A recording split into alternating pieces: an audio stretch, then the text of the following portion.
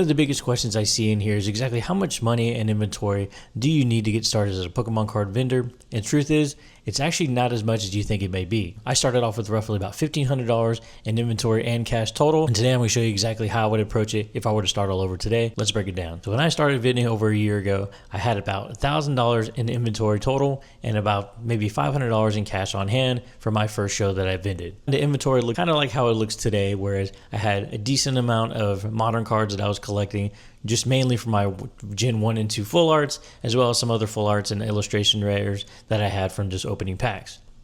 Next was a lot of vintage that I had. I'm still master setting a lot of my first edition Wizards of the Coast, so I had plenty of that, as well as just like a mix of some mid-era stuff too, along the way from just previous shows. So like, you know, we had E-series, reverse hollows, stamped hollows, and stuff like that. So, but I didn't really have anything between like, let's say like Diamond and Pearl, Ruby, Sapphire, and maybe leading up to like XY, I had like a few. So it was kind of all over the place. I also had about $1,000 in sealed inventory that I brought to some of the shows, but that was more of like PC stuff. And I really didn't use any of the money for that for business purposes. So if you want to start off with some sealed, I would say you can dig into that as well. But this is mostly looking toward more singles and cash. But simply put, once you gather everything that you have that you're ready to sell and build up an inventory list, then you kind of move on to the next step, which is really deciding what kind of vendor do you want to be. Now, there are numerous ways to start off, and there's numerous different paths that you can take, which is what makes this actually a really, really fun thing to do. So the biggest decision you have to make is, okay, what do you want to handle the most? Now, if your personal collection that you're going to use consists of gold stars, grail, reverse hollows, and other stuff like that, okay, then you're probably going to, no matter what, start off dealing in high-end stuff, right? But if you have more of like a variety of things, or even just maybe like a smaller inventory value, then I would say try to figure out where you land, right? So if let's just say you only have about maybe $500 in cards and everything is under like $10 to $20, maybe you want to start off as a budget vendor because that makes the most sense for you. So you're going to have maybe a lot of illustration rares and stuff like that, and maybe some bulk products here and there, just so that way you can get started and move up from there, trading into bigger items, more mid-tier stuff like that. Because the biggest thing you don't want to do is you don't want to try to take whatever cash you have left and then buy maybe like 2 or 3 cards that are worth $500 each, and then you don't really have much variety, and you're kind of just, here's your binder stuff, and then here's like 3 or 4 big cards that you have. It just doesn't make a lot of sense. And so as a mid-range vendor, you're going to have probably a combination of binder cards, you know, cards between like, you know, $25 and $100 to $200, and some slabs as well between low and high end. And this is probably where I'm at as of right now, because I usually, as of right now, I have like between $5,000 to $7,000 in total cards, and that goes from low end binder copy stuff. We have the vintage binder, as well as all the modern and more vintage and mid-era singles. I only have a couple slabs, so this is kind of where I fall into as of right now. And so if you're starting off as a mid-range vendor, you might want to start looking at, you know, what you have in total, and also when you go to these shows, what you're lacking, and maybe try to find collections or just buy collections that include the cards that you're kind of missing to try to fill out the entire table with pretty much a variety. And this is where I think early vendors kind of fall into, is because they either have a PC that they've been working on, or they also have like a normal 9 to 5 to where they can kind of put a little bit more money into this side hustle that they're building, or business if that's what you're doing. And at this mid-range, you're probably still working with maybe 1 table. Now, if you're on the higher side of this mid-range tier, you're probably going to end up being close to actually branching off to 2 tables, which I'm not quite there yet, but if I really wanted to, I probably could, but I'm still sticking with 1 table because it still works for me. But once you feel like you have 2 cases full and you still need some more rooms for maybe some binders, or even just to expand the case, you're probably now moving into the next tier. So now we're getting to the other tier of like the high end side. So now you're dealing with more higher dollar slabs. You're dealing with more sales that are probably, you're dealing with cards that are well over $5,000 to $1,000. You're probably not making as many sales as someone that's in the mid-range tier, but margin wise, you're probably still end up making the same, if not maybe a little bit more, kind of depending on when you started getting some of those slabs. And with the higher end, you're probably just going to be dealing mostly entirely with slabs and maybe even some grails, which in the final tier is the vendor that deals exclusively with grails, and we're talking tens of $1,000 cards, and that only has like a few slabs in their case, with usually just about a lot of money to just buy in stuff. And usually with these grounded vendors, they don't even have to make very many sales. They probably have consignment deals with other people to bring in some of their items and sell them either at their table or on their streaming. Not really sure exactly how they really conduct their business, because I'm well away from that, and there's no way I'm ever going to get to that point. If I do ever make it up there, I'm probably doing really well on my content, or I'm just doing really well in my vending shows. I'm probably doing way more per year. but I don't see myself getting there anytime soon. But the point of all these tiers is just kind of break it down to see where you might be comfortable in, but none of them are wrong. It really just depends on what situation you're in and where you're at so far with your collection, or just whether your side hustle or business, as well as the overall capital you have working with. So just see where you're at with everything that you put together and just kind of see what fits best for you. And so if you're not entirely comfortable with the grading versus raw cards, really kind of see with just what you have and just go from there. For me, what worked was just like, let's just get started with a lot of raw singles that I already had. And I had some opportunities to be able to make some grading plays, just because some people that wanted to sell some cards to me very early on, they did give me the opportunity to buy a lot of graded wool copies, as well as some of the cards that I had on my own that I sent off to grading, that I ended up getting 2 10s out of the 5 that I sent. And I actually did pretty well with those, but I did not really send very many cards overall in grading over the last year. I did submit one more time to get some other things graded. I don't expect 10s. They're more of just like some older mid-era stuff that I thought just as a gradable copy, it actually would just perform better than just the raw single itself. So don't just think you have to have graded cards now that you're a vendor. Just maybe work your way up. If you do want to eventually get to that point, make decent trades, make sure you go to plenty of shows, try to open up a lot of sales channels to be able to build up your inventory, and then maybe eventually you'll be able to get some trades in for some PSA slabs, maybe on the cheaper sides, maybe even some 9s, but there are a lot of slabs that are well under $200 that will really look good in your case, and maybe bring some of those graded slab collectors into your table. Now the next topic we're getting into, exactly what price point distribution between all your cards do you think you should have? For me, as of right now, I have everything in a binder that's under $20. I have a vintage binder exclusively that has a variety of different cards, and most of the stuff that's in my case is anywhere between 30 and maybe $200.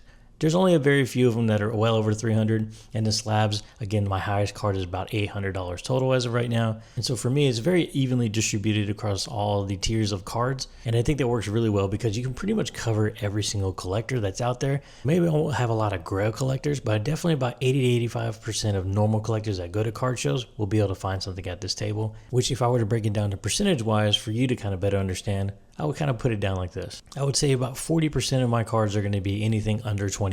And that's going to be pretty much everything that's in the binder, and maybe a few modern cards that are in the case just because they're more popular sets and people don't have to dig into binders to go look for them, such as like 151 Paldean Fates, and maybe some of the new sets that have come out recently in the last 6 months. 30% of my cards are going to be anywhere probably between $20 and maybe $50 to $60. Pretty much these are going to be for those that are just looking, again, for completing master sets, looking for those specific illustration rares, or maybe even cheap SIRs. So that way, again, you can kind of cover some of your bases. And this also includes some of the vintage, especially a lot of the stamped cards.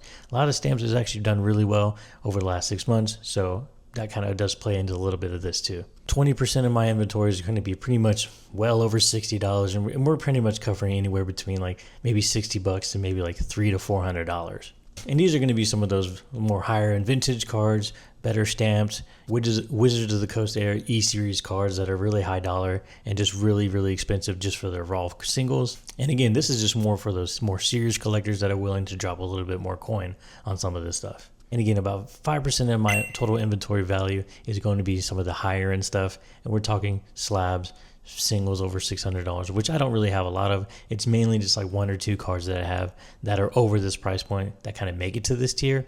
But again, if you feel like you want to switch and move those numbers around, just kind of depending on what tier of a vendor you're trying to be or just what you have to get started with, again, just kind of move those numbers around to whatever works for you. And this breakdown in price point kind of leads into the next topic anyway, which is going to be more of variety. Now, a wide variety of cards is what differentiates you between other tables, because a lot of times you'll go to these shows, you'll see a lot of modern, and we're talking specifically probably no older than Sword and Shield, which, I mean, a lot of people that are into the hobby now have pretty much been around since Sword and Shield, and anything older than them is just not something they've had or something they really had experience with. But being the old head that I am, I've definitely grown up with more Wizards of the Coast era. So again, I kind of collected what I liked, and so naturally I just had more Wizards of the Coast era stuff, as well as kind of branching into more of the mid-era stuff.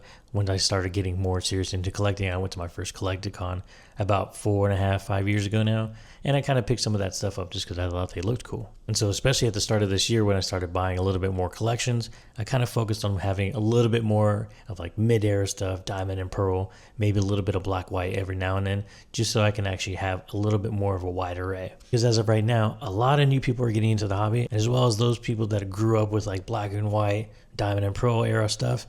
they're actually coming of age and they're starting to get, more serious jobs, more income, better 9-to-5 jobs. And like everybody else, they have a little bit of a nostalgia attached to that specific era. So it's important to kind of start bringing that in, especially once you go to these shows. You'll kind of get a feel for it just based on the collections that end up coming in that you're buying, especially people that start coming to your table and asking for specific eras. You'll kind of get a hint to be like, okay, now it's time to kind of spread things out and maybe branch out a little bit more into cards that you may not know. And that would actually help you out better as a vendor, so you may have a little bit more knowledge and understanding of some of the cards that people are talking about, and just kind of experience new cards if you have never seen them before. And that kind of brings me down to this little point is, don't just buy stuff that you like. It helped me out to get started, but that's not always going to work for everybody. But definitely build on what you have to the customers that are coming towards you. If you notice that no one's really buying anything from Wizards of the Coast, stop buying WotC, move into some other eras, and kind of see how they do from show to show. And I've definitely fallen into that trap. And this kind of falls into the next point is, you're going to make mistakes. I've definitely made a few. And it's a learning curve when you're doing this kind of thing. Especially for me, I'm only doing shows maybe once a month. If I have time, I'm expanding to 2 a month. But it's still very hard to kind of keep up exactly with trends all the time if you don't have your ear to the ground. One of my mistakes was that luckily didn't bite me in the ass was I bought a lot of vintage. I bought really, really huge lots of first edition Gym Heroes and Gym Challenge, just because when I did one of my shows in January, I sold about maybe 25 to 30 first edition cards from those 2 sets.